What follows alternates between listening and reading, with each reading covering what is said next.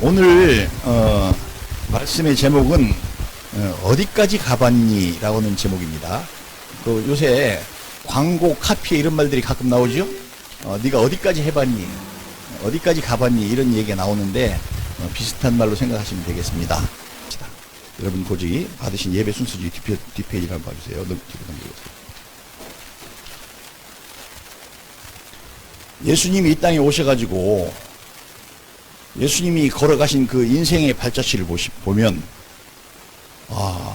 이거는 예수님이니까 갈 수 있지, 나는 못 가, 이렇게 생각하는 분들이 혹시 지금까지 계셨다면 여러분, 이거는요 여러분의 운명이고 하나님이 정하신 길인데 여러분 이 길을 갈 수밖에 없게끔 하나님께서 만드십니다. 내가 원하든 원치 아니하든 이 길을 가게 만드시고 이 인생길에서 예수님이 하신 이 인생의 체험을 나도 하게끔 하나님께서 만드시는 거예요. 진짜 그렇다고? 예수님하고 차이가 너무 많은데 설마 나 같은 사람한테도 그런 체험하게 하시겠어?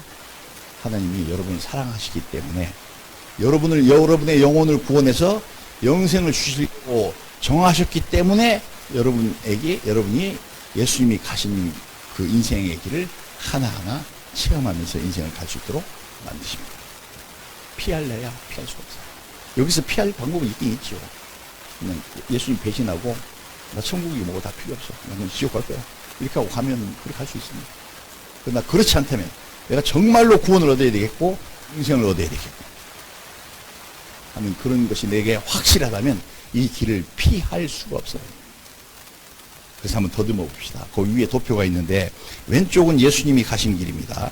오른쪽은 우리는 과연 예수님이 가신 길에 어디까지나 따라갔는지 보기 위해서 오른쪽을 잠깐 덮어두시고요. 왼쪽만 한번 1번에서부터 15번까지 쭉 읽어보겠습니다. 여러분, 예수님이 세례 받으시던 그 요단 강가에 가 오셨습니까? 여러분 마음, 심정. 예수님이 전능하신 창조주 하나님이 자기가 만든 피조물의 세계 속에 피조물인 인간의 모습으로 이 땅에 직접 오셨어요. 오셔서 가장 낮은 모습 오셔가지고 사람들한테 가장 먼저 보여준 게 뭐냐면 요단강에 가서 세례 받으시던 모습. 전능하신 하나님이 무슨 죄가 있어서 세례 받았겠습니까?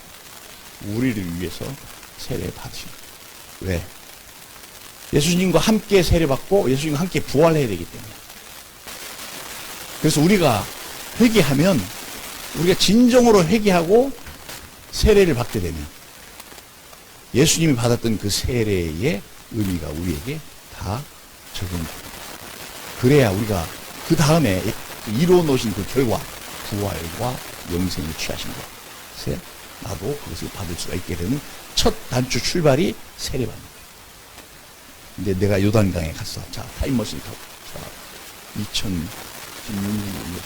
2000년 정도 휙 나가서 갔더니 요단강가에 왔는데 교수님께서 여기 세례 받으시고 계십니다.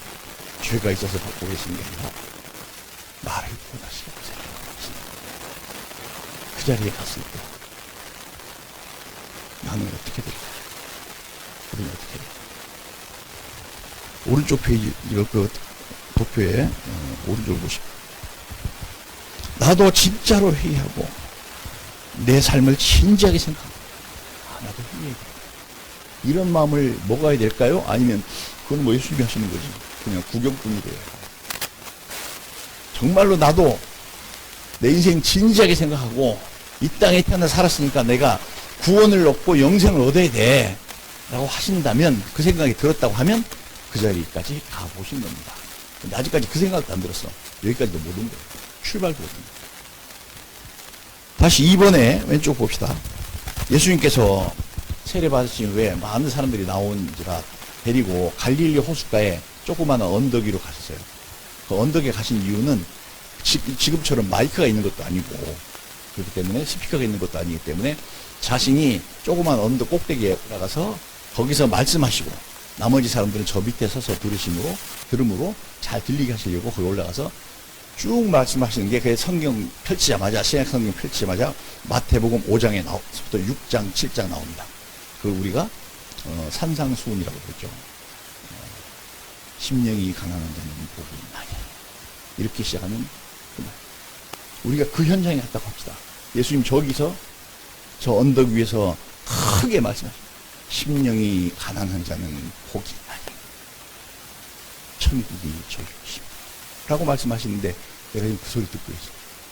내가 진짜 심령이 가난했으면 아마 그 말씀이 정말 나에게 꿀처럼 생명수샘물처럼 느껴졌어요. 근데 내 마음이 복잡해. 내 마음이 부요해. 세상 것에 관심이 가득해. 그럼 아마 그 소리 안 들렸겠죠. 아마 지금 여러분 중에 혹시 내 마음이 복잡하고 세상 일로 막 혼란스럽고 하시는 분이 있으면 아직까지 거기까지도 못 간 거예요. 갈릴리 호숫가에 그 산상수훈 하시는 그 자리까지도 못 간 거예요. 정말로 그 자리에 갔다면 그 말씀 안 들을 수가 없어요. 내 인생이 이렇게 하나님의 진리의 말씀이 저렇게 명확하구나. 이것이 내가 확 느껴졌다면 그러면 우리는 갈릴리 호숫가까지 예수님을 따라간다. 여러분 성경 읽을 때마다 느끼십니까? 이야, 하나님 말씀이 이렇게 명확하구나. 인생을 이렇게 정확하게 말씀해 놓으셨구나. 진리를 이렇게 분명하게 밝혀 놓으셨구나. 이 말씀을 읽을 때마다 이 말씀이 나의 생명이 되고 내 발의 등이 되고 불빛이 돼서 나를 인도합니다. 느끼셨다면 여러분 그 자리까지 가신 분이 맞습니다. 아직까지도 그런 생각 들지도 않아요. 아직까지 거기까지도 못 따라갑니다. 이 길 다 따라가야 천국에 갈 텐데 이제 두 번째도 세 번째, 예수님께서 어느 날 예루살렘 성전으로 가셨어요. 가서 봤더니 성전에 사람들이 득실득실해요. 근데 하나님 옆에 제자들이 온 게 아니라 뭐 하러 왔느냐면 거기 와서 소 팔고 양 팔고 대제사장들은 꾀를 싹 냈어. 무슨 꾀를 했냐? 니네가 하나님 앞에 헌금을 바치고 있다고? 근데 니네가 갖고 온 건 세상 돈이잖아. 하나님께서 안 받으셔. 지가 지어낸 말이에요. 그리고 우리 성전에서 발행한 화폐가 여기 있어. 그러니까 이거를 사. 근데 그 대신에 50% 수수료 내야 돼. 이렇게 해갖고 10,000원 받았으면 15,000원 받았으면 성전에서 만든 화폐고 성전에 쓰면 통에 있는 거 10,000원짜리 하나 줍니다. 이런 식으로 돈을 버는 강도의 구려를 만들어서 사람들이 버글버글. 그게 어디 하나님 예배하러 온 자리입니까? 완전 도둑놈들이죠. 소도 양도 비둘기도 다 니네가 갖고 온 건 세상에서 모이 먹던 거야. 여기서 따로 세상에서 잘 키운 거 이거 사야 돼 하고 몇 배의 돈을 받아먹는 그런 일들이 버글버글한 그 자리에 예수님께서 나타나셨어요. 나타났고 노끈으로 채찍을 만들어서 그 동물들을 다 때려서 내어 쫓아버리시고 그 돈 받고 주는 그 테이블 갖다가 확 가서 확 엎어버리셨어요. 그러면 말씀하십시오. 내 집은 기도하는 집이라고 하나님께서 구약성경에 말씀해 놓았지 않느냐? 너희는 강도의 구례를 만들었다. 너희 강도잖아. 대놓고 얘기했는데 아무도 아소리. 속으로 이빨만 나왔지. 우리가 그 현장에 가서 그 모습을 우리가 보고 있었다면 나는 돈 받고 드는 자일까요? 아니면 예수님처럼 가서 상을 엎어버리는 내가 아직까지도 세상에 금전과 재물과 이 세상의 형식의 삶에 꽉 거기 매여 있다면 나는 거기서 돈 받고 주는 강도입니다. 근데 이거 엎어버린 사람. 나는 이렇게 안 살 거야, 이제. 내가 지금까지 이렇게 살았었지만 나는 이제 교회의 한 부분이 돼서 나 거룩하게 살 거야. 내가 성전이라고 하셨으니까 내 성전을 내가 거룩하게 할 거야. 여기서 막 내 속에 탐욕스럽고 막 음란하고 사악하고 너 이거 다 몰아내버릴 거야. 라는 그 결심이 여러분 마음속에 섰다면 여러분 성전을 정화하신 자리까지 예수님을 따라가는 거 맞습니다. 근데 아직까지 그런 결심이 없었다면 여기까지도 못 간 거예요. 돈에 대한 탐욕이 있으니까 세 번째, 두 번째, 세 번째 자리도 따라가지 못합니다. 이거 다 따라가야 돼요. 세 번째는 보면 예수님께서 어느 날 예수님의 말씀이 진리인 줄 알고 사람들이 무수히 많은 사람들 나와서 진리의 말씀을 듣고 예수님께서 병 고쳐주심을 받고 하면 그런 체험을 하려고 많은 사람들이 예수님을 따라서 갈릴리 호숫가로 나왔어요. 근데 아침부터 시작했고 오후에 해가 뉘어질 때까지 사람들이 아무것도 먹은 게 없어요. 지금처럼 음식점이 있는 것도 아니고 지금처럼 뭐 도시락 배달해 주는 것도 아니고 어떤 사람은 가져오고 어떤 사람은 안 가져왔는데 사람들이 배고파하는 장면을 보시고 나서 예수님께서 이 사람들이 먹을 것이 없다. 제자들한테 너희가 먹을 것을 주어라. 그러니까 예수님의 제자 중에 안드레라고 하는 사람이 있는데 그 사람이 굉장히 현실주의자거든요. 그 사람이 예수님한테 딱 이런 얘기 합니다. 이 무리들 갖다가 다 떡을 사서 먹이려고 하면, 빵을 사서 먹이려고 하면 300데나리온이 부족합니다. 그 돈으로 치면 수억 원을 모자랍니다. 그런 뜻이에요. 예수님께서 아니야, 너희가 먹을 것이, 너희 중에 혹시 누가 먹을 거 조금이라도 가진 사람이 있니? 하니까, 그 안드레가, 여기 한 아이가 있는데, 도시락을 하나 가지고 있네요. 근데 그 도시락 열어보니까, 조그만 물고기, 왜 멸치 같은 거, 이렇게 손가락, 멸치보다 좀 더 컸을 텐데, 근데, 그거 5마리 하고, 그 애 먹으라고 지네 엄마가 싸줬겠지. 보리떡 5개 하고, 멸치 2마리 정도가 있습니다. 근데 이게 누구 입에 바르겠습니까? 그러니까 그거 내놔봐라. 그 아이는 또 얼마나 믿음이 좋았는지 그걸 내 거야 안 돼 하고 못 줬으면 강제로 빼앗았겠어요? 근데 그렇게 안 하고 드렸습니다. 아마 어른들보다 신앙이 더 좋았을 거예요. 오늘 여기 도훈이가 앉아있는데 여러분, 도훈이가 정말 하나님 말씀을 그대로 받아들이면 우리보다 신앙이 훨씬 더 있는 그대로 믿을 수 있는 또 그런 하나님의 그런 축복이 있으시기 바랍니다. 그래서 아이가 그 도시락을 예수님한테 드렸는데 예수님께서 하나님께 감사하고, 무슨 감사했어요? 이걸로 이 모든 사람이 먹을 수 있게끔 하는 역사하시는 하실 줄이 있습니다. 그리고 나서 끊임없이 떡을 띄는데 떡이 막 계속 나와가지고 성경에 보면 5,000명이 먹고도 12바구니가 남았다고 기록되어 있습니다. 여기서 5,000명이라고 하는 건 남자만 챙겨요. 어른 남자만. 옛날에는 참 희한한 세계 사람이죠. 여자는 숫자로 안 썼어요. 나쁜 놈들이. 근데 보통 그런 모임에는 여자가 많아요, 남자가 많아요. 우리 교회도 숫자로 보면 여자분들이 훨씬 많거든요. 그래서, 그러니까 오병이어에서 떡을 받아 먹었던 사람들은 아마 2만 명이 넘었을 것이라고 성경학자들이 추정합니다. 그 장면을 우리가 현장에서 봤어요. 우와! 아무것도 없었는데 끊임없이 나오네? 끊임없이. 이것을 우리가 현장에서 봤다면, 여러분, 신기하다. 요즘 저런 거 할 수 있지? 난 안 되는데. 이렇게 하고 그치겠습니까? 우리가 이 오병이어의 기적을 삶으로 체험해봐야 돼요. 내가 가진 게 별거 없어. 내가 정말 오늘 교회 가려고 하는데, 찾아보니까 나는 왜 통장에 돈도 하나도 없고, 할머니 보니까 2,000원 남았네. 혹시 그런 마음이 있었어도, 여러분, 그거 2,000원, 제가 2,000원이 필요해서 얘기는 아닙니다. 여러분, 복 받으시라고. 오병이어의 기적 나타납니다. 예수님 우리한테 이렇게 말씀하시잖아요. 너희는 무엇을 먹을까, 무엇을 입을까 염려하지 말라. 이 모든 것은 이방인들, 하나님 모르는 사람들이 아닙니다. 너희는 먼저 그의 나라와 그의 의를 구하라.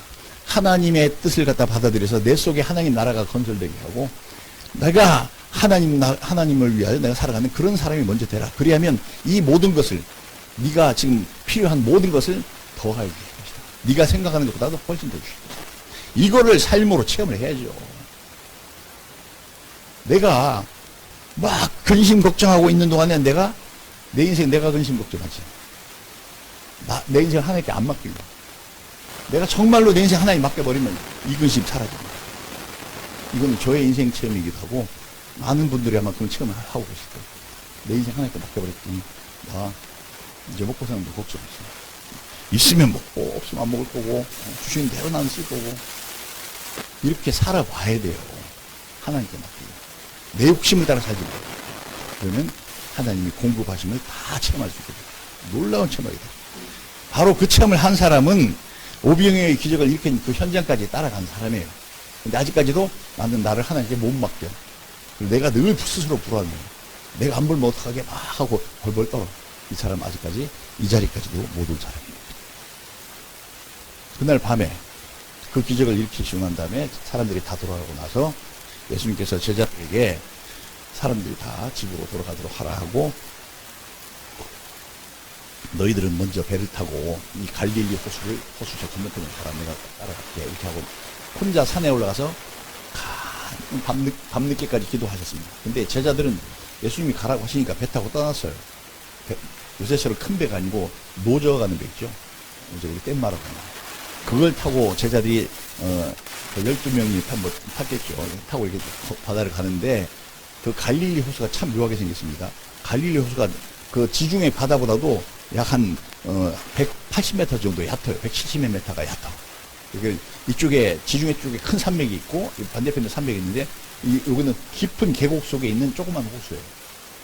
저 위에 헤르몬산이라고 하는 백두산보다 더 높은 산이 있는데, 그 계곡에서부터 쭉 내려오는 눈 녹은 물이 이 호수에 보여서 갈릴리 호수가 되는 거고, 갈릴리 호수에서 물이 다시 흘러나가서 저 밑에 더 400m나 얕은 바다로 갔는데 거기가 사해바다입니다.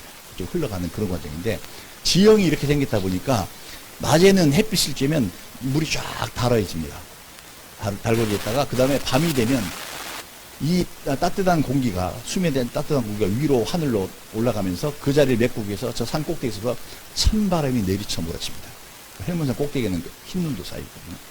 그러면 그 골짜기를 따라서 내려꽂히는 바람이 얼마나 센지 갈릴리 호수에 도착하면, 지금도 가면 똑같은 상황이라고 해요.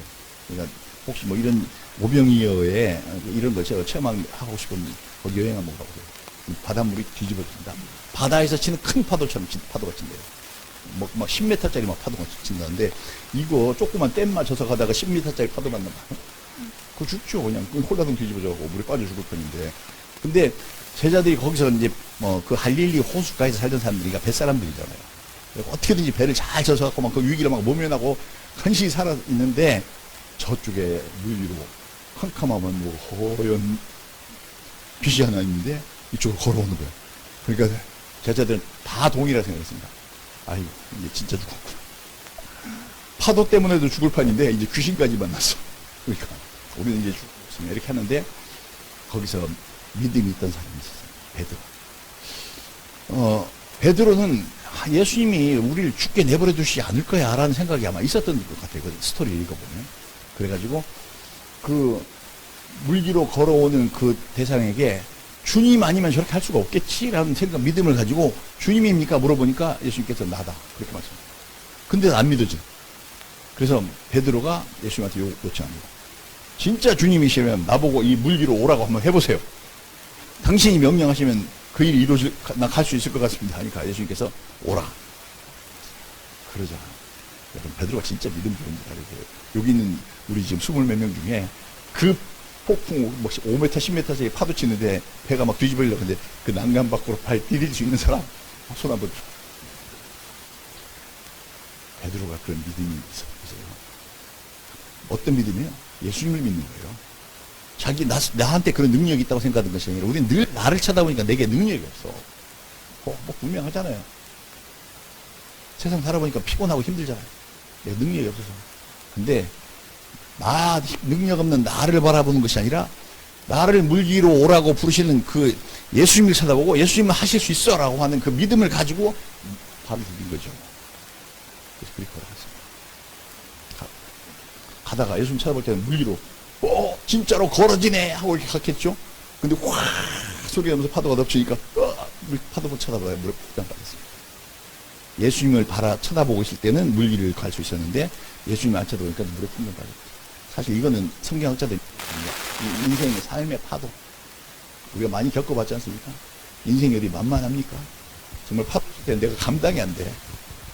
내 인생 다 망한 것 같아. 그런데 그래도 내가 예수님 딱 쳐다보면 이 인생의 파도 위로 내가 걸어갈 수 있어요. 하나님의 능력을 합니다. 그런데 내가 예수님이 안 쳐다보고 인생의 파도만 바라보면 나는 그 인생의 파도 속에 빠져 들어갑니다. 예수님께서 물에 건져주신 다음에 그 배에 올라서 베드로한테 뭐라고 하시죠? 왜 나를 쳐다보지 않고, 그리고 바다를 향해서 잔잔하라 라고 명령하니까 그 큰 파도를 든 게 쫙 조용해진 바다가 되었다라고 성경에 쓰여 있습니다. 우리가 그 자리, 그 배에 타봤습니까, 여러분? 실제로 인생의 파도 막 겪어서 막 고달판 적은 있었잖아요. 우리 인생의 삶에 파도 엄청나게 일어나는 것 우리 다 체험해 봤잖아요. 근데 그 인생의 파도 위로 걸어 보셨냐고요? 예수님의 말씀 따라서 용기를 내서 그렇게 가보시냐고요? 가봤으면 거기까지 간 거예요. 예수님 거기까지 따라간 거예요. 아직까지 못 가신 분은 지금부터라도 주님만 바라보시고 인생의 파도 위를 걸어보시기 바랍니다. 그러면 그 갈릴리 호수의 험한 파도 위를 걸으시는 그것까지 우리가 본 겁니다.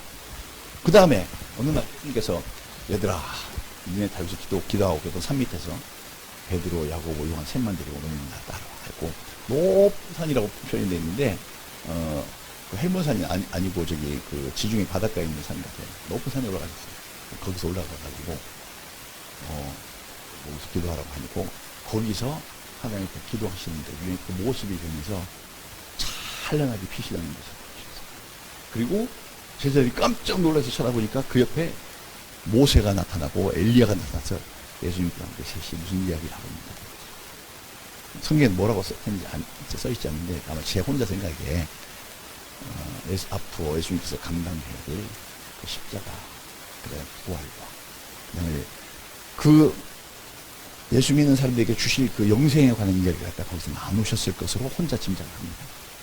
근데 제자들이 보니까 진짜 너무 신비해. 와, 세상에 이럴 수가 있어. 정말 구세주를 내가 육안으로 보다니, 그리고 모세를 내가 육안으로 보다니, 엘리야를 육안으로 보다니, 그리고 저들이 하는 그 얘기 언뜻 들었겠죠. 그리고 정말 우리에게 그 영생을 주기 위해서 이렇게까지 하늘에서 역사하고 계십니다 하는 것을 들었을 거예요. 우리가 그 변화산 꼭대기까지 가봤을까요? 가본 사람도 있고 못 가본 사람도 있을 겁니다. 여러분 여기 우리가 앉아있지만은 우리들 중에는 그 영생에 대한 소망이 확실한 사람이 있어요.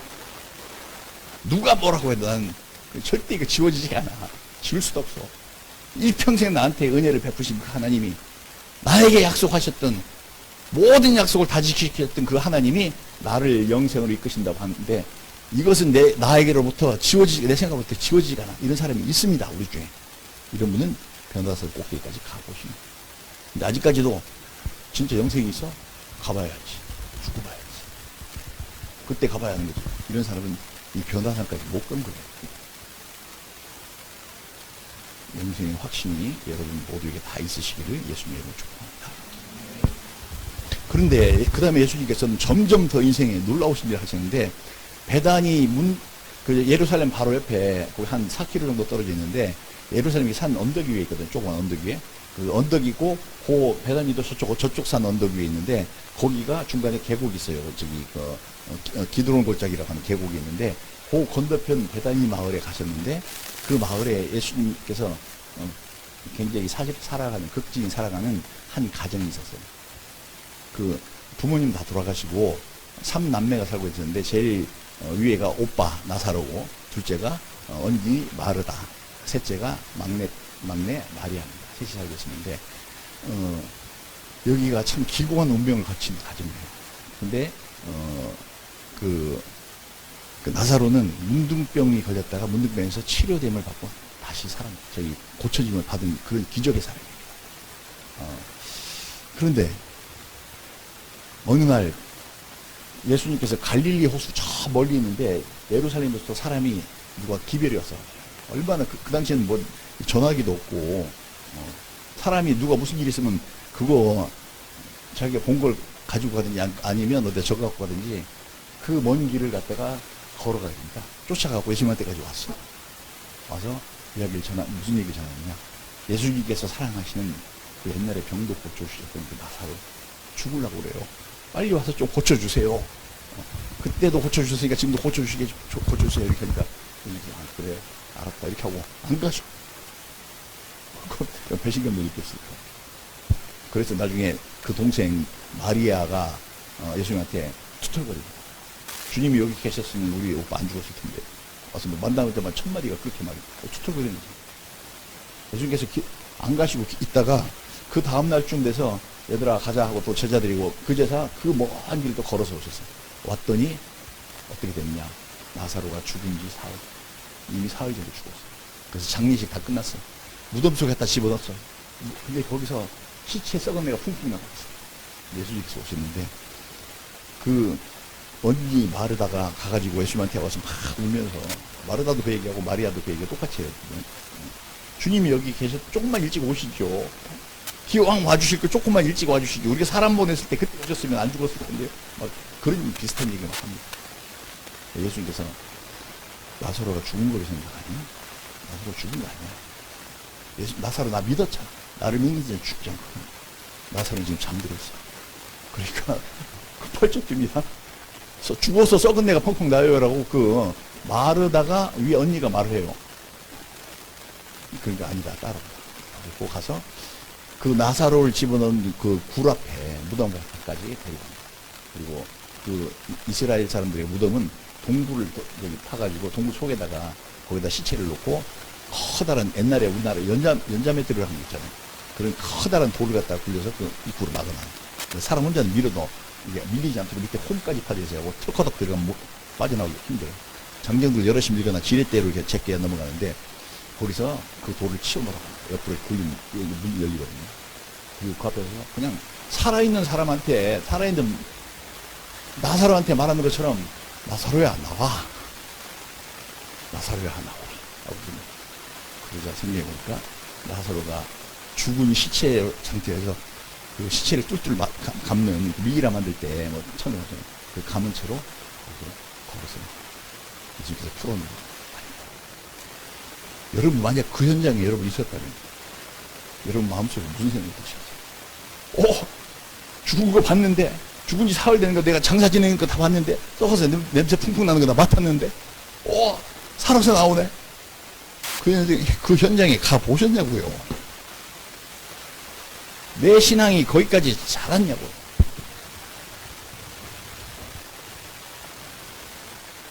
아마 그 주변에 있는 사람들이 너무 깜짝 놀랐어요. 형님도 놀랬다고. 그 소문이 퍼져가지고 그 대제사장들의 귀에까지 다 들어왔어요. 그래서 대제사장들이 회의를 합니다. 회의를 하고 무슨 얘기냐면 이놈은 살려준다. 예수님 죽은 자도 살려내. 살려주면 안 돼요. 그래야 왜냐하면 저가 살아있는 한 저는 우리를 싫어해. 그러니까 없애버려야 돼요. 그래서 죽이기로 결의를 합니다. 그 사건.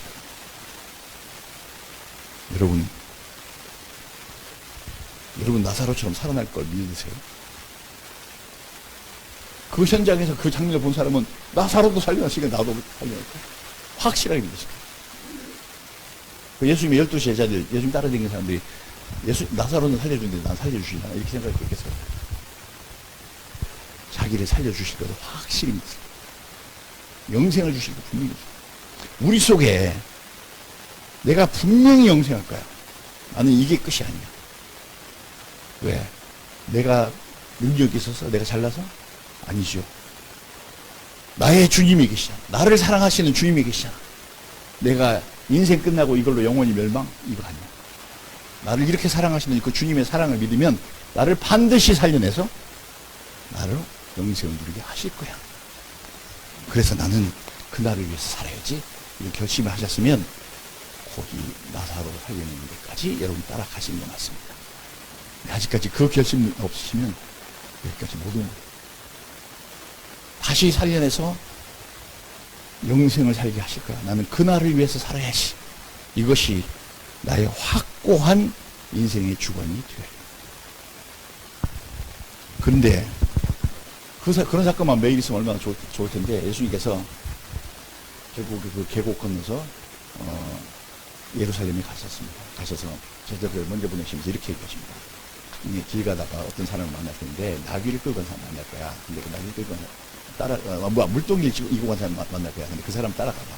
따라가면 그의 집에 6월절을 지내려고 잔치를 벌이려고 이렇게 해놓은 2층의 다락방에 저기 그 잔치자리가 있을 거야. 그 사람을 이렇게 따라가서 그 사람이 허락하거든 다시 연락해라 하고 갈게. 예수님께서 이미 그 물동이 이고 가는 제자들이 그쪽으로 걸어가면 물동이 이고 지나간 사람이 만날 것까지 하나님이시라 전능하신 하나님이라 타이밍 다 만들어 놓으신 거예요. 그리고 그 물동이 이고 가는 사람에게 그 주인에게 그 집에 전능하신 하나님께서 내가 이 집에서 마지막 나의 저녁 식사를 하려고 한다 라는 걸 계시해 놓으셨겠지. 어떤 방식으로든 계시해 놓고 내가 준비해야 돼 하고 만들어 놓았어. 그래서 가서 얘기하면 문을 열어줄 거니까 거기 가자. 거기 가서 거기서 예수님께서 최후의 만찬하시면서 얘기하시죠. 이제 시간입니다. 내가 십자가에 못 박히지. 너희 중에 하나가 나를 팔을 것이고 나는 십자가에 못 박혀 죽을 것이다. 그리고 하시면서 우리가 지난번에 성찬식했죠. 포도주와 떡을 떼어주면서 이것은 내 피다, 이것은 내 살이다 라고 나누셨어요. 여러분 그 최후의 만찬 미켈란젤로가 그린 그림처럼 그 자리에 제자 하나 빼고 여러분 거기 앉아있다고 생각해 보신 적 있습니다. 여러분이 그 자리에 앉아있는데 내가 그토록 사랑하는 예수님께서 이제 죽으시는 거예요. 여러분 어떤 마음이 드실까요?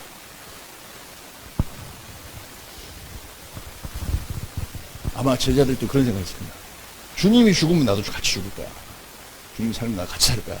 하는 그런 아마 예수님이 가시겠다고 하는 그 얘기를 듣고 그런 결심이 마음속에 뜨거워져서 확 서지 않았으면 어떻게 예수님의 제자일 수가 있을까? 지금도 마찬가지입니다. 우리가 신앙생활 하면서 주님이 죽으시면 나도 죽고 주님 살면 나도 살 거야 하는 그 마음이 내 속에 분명히 뚜렷하게 서 있지 않으면 우리 어떻게 예수님의 제자라고 말할 수 있겠어요? 그런 마음 있는 분은 제가 압니다. 주님, 타이밍이 지금입니까? 죽겠습니까? 말씀만 하시면 그냥 언제든지 죽을 각오로 있는 사람들이 있어요. 우리 중에. 그런 사람은 예수님이 하시는 그 최후의 만찬 자리까지 가본 사람이 맞습니다. 아직까지 그런 결심이 없으면 그 자리까지 못 간 거예요. 그거 거쳐야 천국 갑니다. 영생이 있습니다. 그리고 예수님께서 만찬을 다 하신 후에 겟세마네 동산이라는 곳으로 가셨어요. 올리브 나무가 많이 있고 있는데 그 바위도 있고 있는데 거기 가서 막 기도하셨어요. 제자들 보고 너는 여기서 나를 위해서 기도해라고. 거기 가서 거기서 막 최고의 기도 거기서 하셨어요. 예수님께서 최고의 그 기도하고 이렇게 바위 엎드려 꿇어 엎드려서 막 고통스러워하면서 기도하셨는데 얼마나 고통스러웠는지 마음이 고통스러웠는지 이게 무슨 병이 있어서 그런 것이 아니라 땀방울이 뚝뚝뚝뚝 떨어지는 정도였대요. 근데 성경에 보니까 그 혈관이 열려가지고 땀샘에 있는 혈관이 열려가지고 땀이 피가 되어서 땅에 떨어져요. 뚝뚝 떨어져요. 얼마나 마음이 고통스러웠어요. 그걸 여러분 지금 옆에서 보고 있죠. 제자들은 다 잠들어 우리 타임머신 보고 왔으니까 그때 여러분 어떤 마음이 드시겠어요?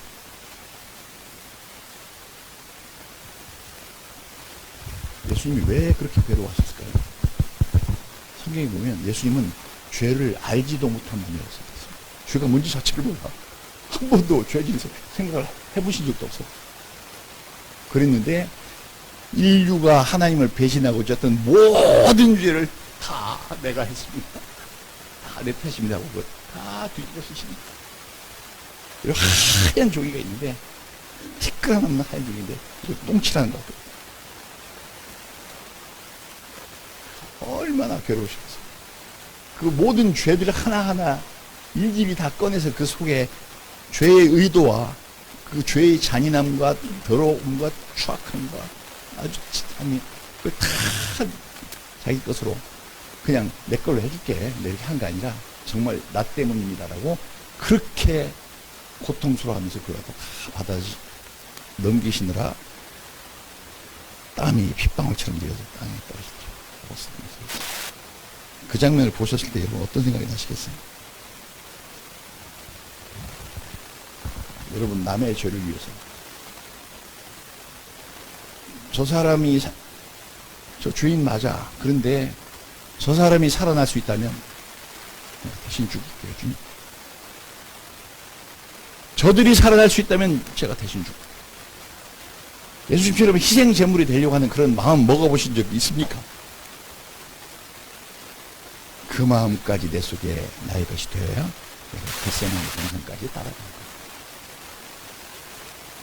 근데 잠시 후에 어떤 일이 벌어집니까?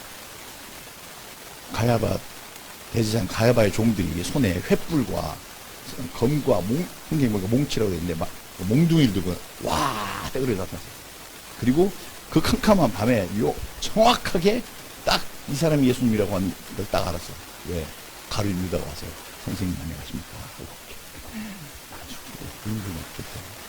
그거는 이 사람이 예수야라고 자기 같이 온 사람들에게 신앙하는 거죠. 가자, 하려고 잡으려고 군사들이 확 덮쳤습니다. 칼과 뭉치와 검을. 그러자 다 도망갔는데, 그래도 우리의 하나님 베드로 다 가로막고 칼 딱 뽑아. 나 혼자라도 난 예수님 지킬 거야 하고 칼을 막 휘두르는데, 제일 먼저 앞에 예수님 잡으려고 뛰어온 녀석 이름이 말고 있었던 분이에요. 확 예수님 덮치려고 했는데 베드로가 앞에 있다가 칼로 위에서 내리쳤어요. 그래서 바로 머리 쪼개버린 거. 근데 말보다 좀 운동 신경이 좀 있었던 분이에요. 싹 피했는데 한쪽 귀가 또 버렸어요. 뭐 이제 막 피의 혈전이 벌어진 거죠. 우리가 그 장면 속에 우리가 들어갔다 생각해요. 여러분, 셋 중에 하나 선택해보세요. 이 도망간다. 이 베드로처럼 맞싸웠다. 참, 그냥 가만히 서 있는데.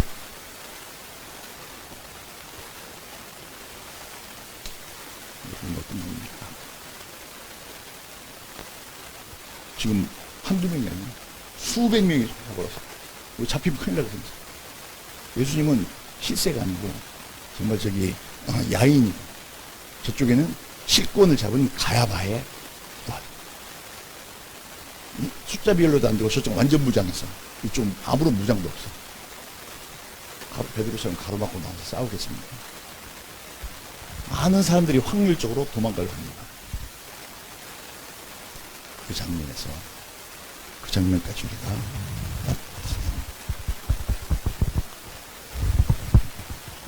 예수님께서 말고의 귀가 땅에 뚝 떨어지자 베드로를 나무르십니다. 오히려 자기를 지키려고 했던 베드로를 나무르십니다. 네 칼을 칼집에 꽂아.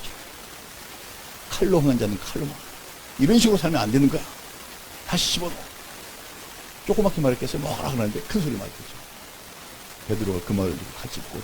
예수님은 땅에 떨어진, 말고는 막 미치겠지. 막 이게 잘라져 나갔으니까. 귀가 막 땅에 펄쩍펄쩍 뛸지 모르겠고.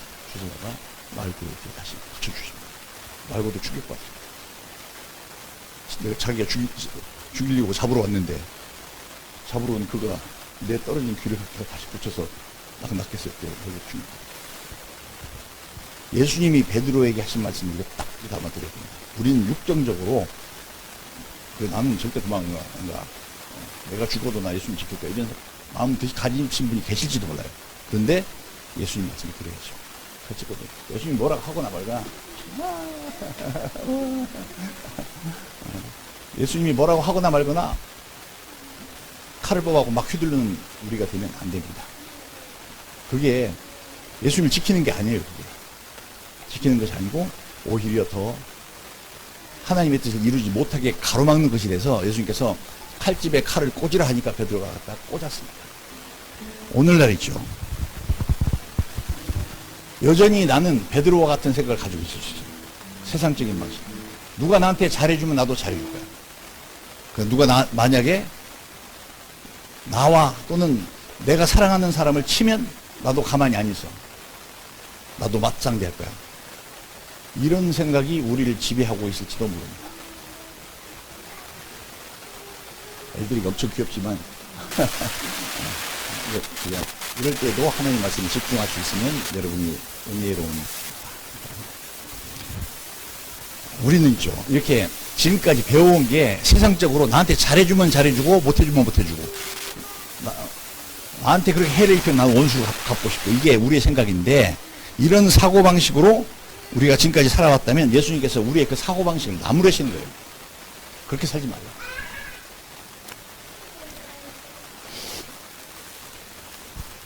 그래서 이 시간에 우리 중에도 그런 분이 있어요.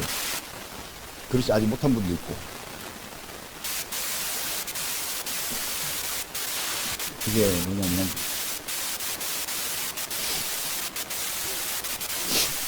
얘나 저기 조금만 한 15분만 더 너 나가서 놀다 와. 이제 말도 잘하네. 대화가 좀 되지? 예수님께서 베드로에게 뭐라고 하신 것처럼 우리에게 세상적으로 사는 방법을 버려. 잘해주면 잘해주고, 나한테 해이 피면 죽기 살기 내가 원수 받고 싶어 합니다. 그거 마음속에 있었거든요. 우리 중에 그렇게 하신 분들이 있는 것이 많아. 근데 아직까지 그렇게까지 못했다면 나는 그 자리까지 못 따라갔어. 앞으로 따라가야 될지는 그 현장에 투입되게 될지도 몰라요. 그런데 베드로가 칼집을 꼭 보니까 베드로 잡으려고 확 덤볐을 거 아니에요. 베드로 또 튀었지. 도망갔어. 근데 예수님은 잡혀가지고 가야바를 뒷뜰로 끌려갔어. 거기다 끌어다 놓고 예수님을 갖다가 뒷뺨을 끌고 옷을 벗기고 얼굴에 침을 뱉거든요. 네가 선지자야? 쌍욕도 맞고. 눈 가리고 막 뒷뺨을 때린 다음에 때린 사람이 누구게 이런 거 있었어. 모욕하지. 근데 그 장면을 베드로가 도망갔다가 살살 뒤따라갔어. 가야바의 뒷뜰에 컴컴하니까 지금처럼 가로등에 화다는 시절이 아니고 횃불만 끝나고 있으니까 숨어서 다 보고 있는 겁니다. 예수님께서 엄청난 모욕을 당하시죠. 베드로의 마음이 어땠을까?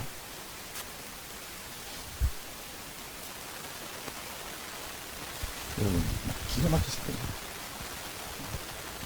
아까 칼 뽑아서 거기서 차라리 싸우다 내가 죽었어야 되는 거 아니야. 그런 생각이 났을 거예요. 근데 예수님은 그 모욕을 당하시면서도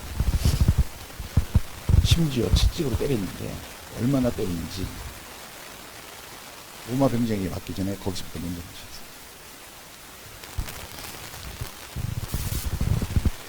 내가 말을 할 수가 없죠.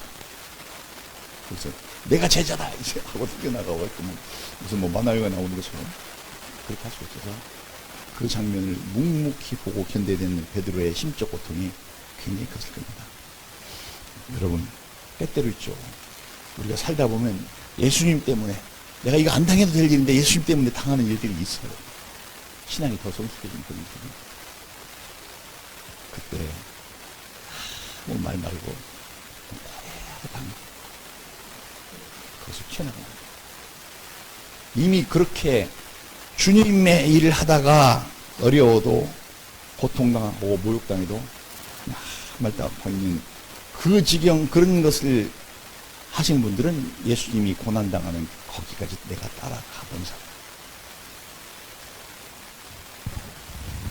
그 후에 예수님이 끌려가셨죠. 갈보리산 골고다 언덕 올라가서 십자가에 못 박히셨어요. 못 박힌 6시간 만에 죽으셨는데 거기 옆에 예수님 따라다니는 많은 사람들이 왔어요. 못 땅인데 여러분 나중에 부활절 때문에 내가 그거 말씀드리는데 못이 길이가 있죠.